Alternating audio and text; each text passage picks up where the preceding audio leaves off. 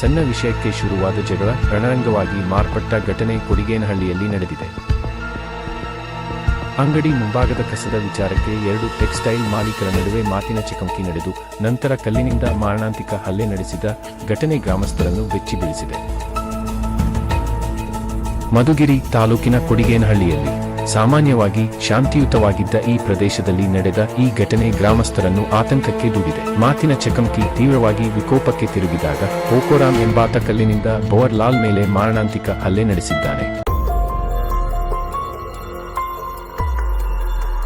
ಹಲ್ಲೆಯಿಂದ ಭವರ್ ಲಾಲ್ ಗಂಭೀರವಾಗಿ ಗಾಯಗೊಂಡಿದ್ದು ತಕ್ಷಣವೇ ಕೊಡಿಗೇನಹಳ್ಳಿಯಲ್ಲಿ ಆಸ್ಪತ್ರೆಗೆ ದಾಖಲಿಸಲಾಗಿದೆ.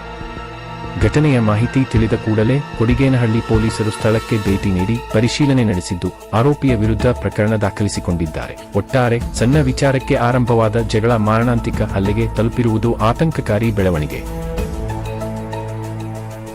ಗ್ರಾಮದಲ್ಲಿ ನಡೆದ ಈ ಘಟನೆ ಗ್ರಾಮಸ್ಥರ ಆಕ್ರೋಶಕ್ಕೆ ಕಾರಣವಾಗಿದೆ.